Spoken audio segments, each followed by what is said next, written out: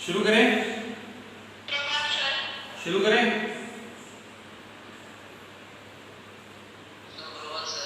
हाँ सुप्रभात। ठीक है चलो। भारत महिमा कविता हमने शुरू की थी जयशंकर प्रसाद जी की। लगभग आधे तक हम पहुंचे थे। मैंने भारत का वर्णन करते हुए बहुत सारी चीजें आपको बताई थी। भारत का अतीत यानी भारत कितना प्राचीन देश है और उसकी विविधता कैसे भरी हुई है, और इस देश की महिमा लिखते वक्त कवि जयशंकर प्रसाद जी अपनी काव्य में क्या कहना चाहते हैं, इन सारी चीजों को हमने तभी देखा था। अब हम अगला स्टारा शुरू करते हैं, अगली पंक्ति शुरू करते हैं। मेरे ख्याल से आपके सभी के सामने किताबें होंगी। उसको प्रॉब्लम और सबसे बड़ी बात, हेडफोन लगाइए।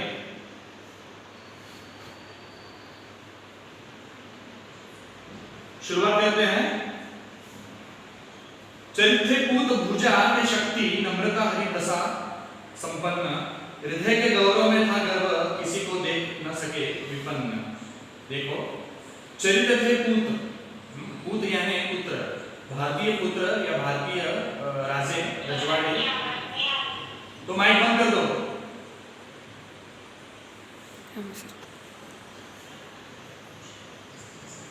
चरित्र थे पूत भुजा में शक्ति, नम्रता रही सदा संपन्न, हृदय के गौरव में था गर्व, किसी को देखकर न सके विपन्न। देखो क्या कहना चाहते कवि। भारत के जो पूत थे, भारत के राजा रजवाड़े थे, भारत में जो महान व्यक्ति हो गए, उन सभी को पूत कहा गया है। चरित्र थे पूत भुजा में शक्ति। यहाँ के पूत कैसे थे? उनका चरित्र महान था और भुजा में शक्ति थी। नम्रता सदा ही संपन्न, हाथों में ताकत होने के बावजूद भी वो कभी अहंकारी नहीं बने, वो सदा नम्र रहे। भारतीय सपूत, भारतीय राजे कैसे रहे? सदा विनम्र रहे। हृदय में गौरव था, गर्व नहीं। हृदय में अपनी संस्कृति का गर्व था, गुरूर था, लेकिन घमंड नहीं था। किसी को देखकर देख न सके विपन्न। अगर दया, धर्म, भाव, प्रेम, ममता किसी देश में है तो वो बस हमारे भारत में ही है। हमने कल गौरी के बारे में देखा, जिसने 16 बार सोमनाथ मंदिर लूटने की कोशिश की और लूटा भी, लेकिन हमने हर बार उसको हरा के उसको जिंदा वापस जाने दिया। तो ये क्या था? हमारे बीच होने वाला क्या था? ममत्व का। हमारे संचय में था दान, हमारे संचय में था दान। भारतीय संस्कृति दान करने में ज्यादा विश्वास रखती है। अब अभी भी देख लीजिए, कोई बाहर से व्यक्ति घर पे आता है तो हम उसे कुछ खिलाए पानी दिए बिना घर से जाने नहीं देते। अतिथि देवो भव, ये हमारी परंपरा रही है। हमारे संचय में था दान, अतिथि से सदा हमारे देव। अतिथि कैसे थे हमारे लिए? सदा के लिए देव थे। वचन में सत्य, हृदय में तेज, प्रतिज्ञा में रहती थी देव। देखिए, हमारे संचय में था दान, अतिथि सदा हमारे देव।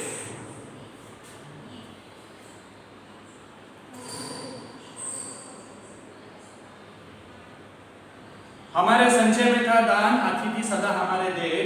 वचन में सत्य, हृदय में तेज, प्रतिज्ञा में रहती सदा देव। हमारा संचय कैसा था? संचय यानी भूतकाल। हमारा भूतकाल हमेशा गौरवी था। हमारा संचय यानी हमारा भूतकाल, हमारा नसीब हमेशा दान देने में विश्वास रखता था। वो चाहे धर्मराज था, वो कर्ण था, कर्ण से आज तक हम दान देते आए हुए थे। हाल ही का एक उदाहरण आपको बता दूं। जब कोविड-19 जैसी बीमारी फैलती है, तो अमेरिका हमसे दवाई मांगती है। एक ज़माना था 1960 से लेकर 1970 तक हमारे देश को खाने के लाले पड़े थे। ना हमारे देश में अनाज था, ना गेहूँ था, ना और कुछ था। तो हम भूखमरी से मर रहे थे। तब हमारे प्रधानमंत्री इंदिरा जी ने हमें क्या मांगा था हमसे? हमारे इंदिरा जी ने अमेरिका से गेहूँ मांगे थे, तो वो गेहूँ हमें भेज देते, उनकी बदौलत हम जी रहे थे। आज हम इतने अच्छे स्थिति में पहुंच चुके हैं कि अमेरिका को दवाई इंपोर्ट कर रहे हैं। बात इतनी गौरव वाली है। तो देखो, हमारे संचय में था दान, अतिथि से सदा हमारे देव। वचन में सत्य। देखिए, हम वचन में कभी भी असत्य नहीं थे, हम वचन में सत्य थे। अगर किसी ने कोई चीज मांगी है तो हम वो धड़ल्ले से देते थे, और हमारे स्वभाव में कभी कपट या छल नहीं था। किसी को देख कर न सके विपन्न। हृदय में तेज, प्रतिज्ञा में रही टेव। अगर कोई व्यक्ति किसी चीज को ठानने की प्रतिज्ञा करता है तो वो सदा ही पूर्ण करके रहता है। वही है रक्त, वही है देश, वही है साहस, ऐसा वैसा ज्ञान, वही है शांति, वही है शक्ति, वही हम दिव्य यात संतान। देखो क्या कहना चाहते हैं। अब ये सारी बात होगी अतीत की। वर्तमान में सोचा जाए तो हम वही हैं। कवि कहना ये चाहते हैं कि हमारा अतीत गौरवशाली था, हमने बहुत सारे युद्ध किया, हमने ताकत दिखाई, बहुत कुछ किया, लेकिन आज की स्थिति क्या है। हाँ, कवि ये कहना चाहते हैं वही है रक्त, वही है देश, वही है साहस, वैसा ही ज्ञान, ज्ञान भी आज वैसे का वैसा है। वही है शांति, वही है शक्ति, वही हम दिव्य आर्य संतान।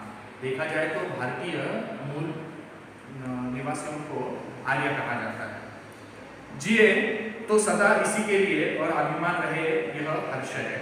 निछावर कर दे हम सर्वस्व हमारा प्यारा भारतवर्ष। फिर से एक बार बताता हूँ।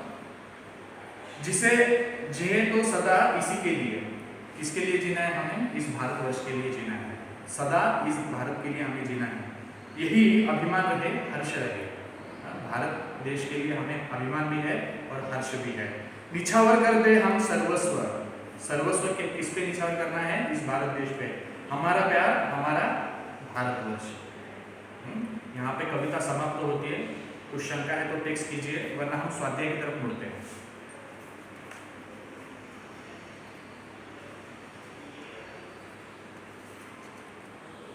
स्वाध्याय का पन्ना नंबर 2 निकालिए। निम्नलिखित पंक्तियों का तात्पर्य लिखिए। कहीं से हम आए नहीं थे। अब इसका मैं तात्पर्य आपको बता रहा हूं। निम्नलिखित पंक्तियों का तात्पर्य क्या होगा? कहीं से हम आए नहीं। हाँ, जैसे मैंने पहले कक्षा में कहा था कि कहीं से हम आए नहीं मतलब भारत मूल यही के थे, भारतीय आर्य, यानी हमें आर्य कहा जाता है भारतीय लोगों को। तो हम कहीं से आए नहीं।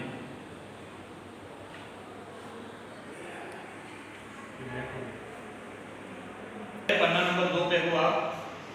पहला सवाल ऐसा है, निम्नलिखित पंक्तियों का तात्पर्य लिखिए। देखो, कहीं से हम आए नहीं थे। शुरुआती में मैंने कहा कि भारतीय मूल यही के है, आर्य जो हमें समझा जाता है। तो कुछ अंग्रेजों ने थ्योरी इस्तेमाल की थी कि मूल भारतीय यहाँ के नहीं है, वो दूसरे किसी राज्य से, दूसरे किसी खंड से माइग्रेट होकर यहाँ पे चले आए थे और यही के हो गए। लेकिन ऐसा कुछ नहीं है। भारतीय मूल कहाँ से? यही पे है। हम कहीं से आए हैं, हम कहीं से आए नहीं, हम यही के हैं। इस पंक्ति का ये तात्पर्य है। दूसरा देखिए, वही हम दिव्य आर्य संतान। दिव्य आर्य संतान क्यों कहा गया है? कि पीढ़ी दर पीढ़ी अच्छा ज्ञान बांटने में, लोगों को विश्वास रखने में हम आगे बढ़ चुके हैं, इसलिए हमें आर्य संतान कहा जाता है।